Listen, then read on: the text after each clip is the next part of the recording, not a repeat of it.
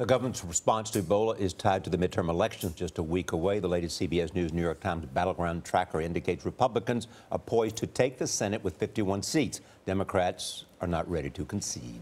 Senator Elizabeth Warren says her party needs to stand up and fight. She's become a sought-after campaigner in a number of key races. Her message to voters focuses on middle-class opportunities. It's also a big theme in her memoir, A Fighting Chance. Senator Warren is here with us. Good morning. Good morning. Good to be here. We are 1 week out for the midterms. We want to get to sort of politics, what's going on in the country. But first, on the issue of Ebola. Governor Chris Christie said this morning he doesn't think his policy of involuntary quarantine is draconian. He says the CDC has been behind on this. Well, so he should bring out his scientists who are advising him on that, because we know that we want to be led by the science. That's what's going to keep people safe. Science, not politics. I think that's what's critical. Are you worried about it? So Christie's playing politics, you think? Well, of course I'm worried, but you know, part of this reminds me, this is why elections matter and why they matter over time. You know, Ebola is not new. We've known about it for a long time. And we were putting money into funding Ebola many years ago. And the Republicans have cut funding overall for medical research, for the National Institute of Health. And Ebola has not been a priority. So now we're in a position where instead of making those investments up front, we wait until people die. Now we're going to spend billions of dollars and some real risk to our country. We can't just run this country one crisis to another. What Congress is supposed to do is help us make the investments early and make sure that it keeps us all safe. Let's turn now to the election, because Republicans need 6 seats to take over the majority. You serve in the U.S. Senate. Democrats are in control. The Republicans need 6 seats. On average, since World War II, the opposing party of the president has won about 6 seats. What's going to happen if Republicans take control? Well, it's going to be ugly out there if the Republicans take control. Well, I guess that was a softball of a question, wasn't it? I mean, how many ways can we talk about this? Right. She just teed it up for you. That's right. But the Republicans themselves have made this clear.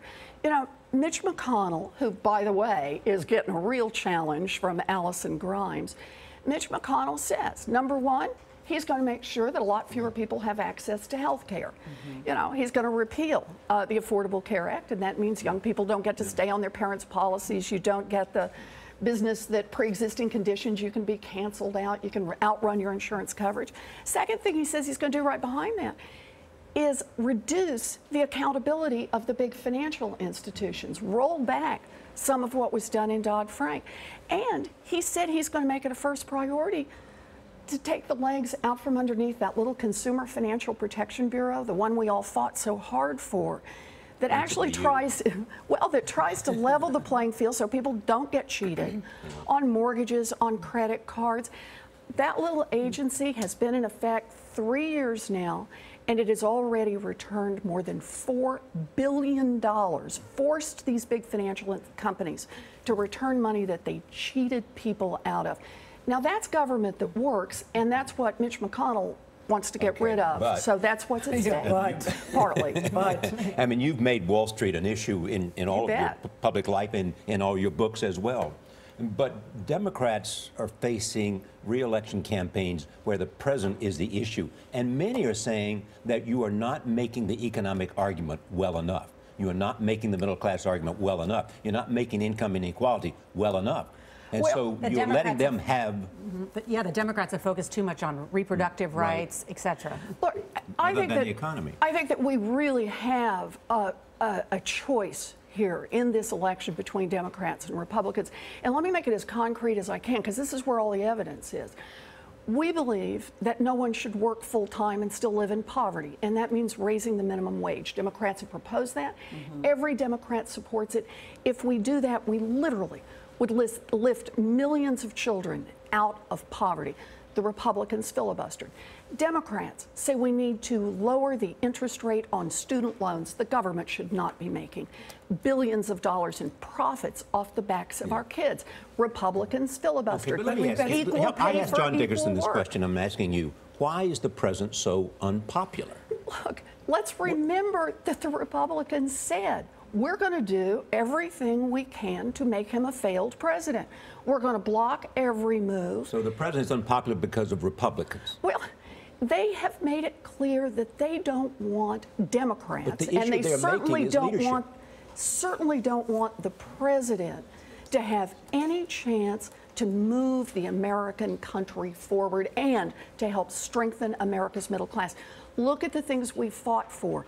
Under President Obama's leadership, we fight to raise the minimum wage. We fight to reduce the interest rate on student loans. But 7 days and counting, we fight Senator. for equal 7 pay days for and equal counting. work. What is going to be your main focus, and what can you say that doesn't sound like a political talking point? What do we need to focus on now, the Democrats, to make sure that they maintain control of the Senate? I think it's really about whose side do you stand on. And for me, that's the whole heart of it. You can see who's out there fighting to reduce the interest rate on student loans. That's the best example I can get.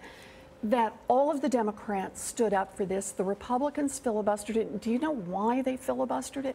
They filibustered it because, as they said, you'd have to have millionaires and billionaires throw a little more money into the kitty to make up for this. Of Massachusetts, yes, the Boston Globe just endorsed the Republican candidate for governor.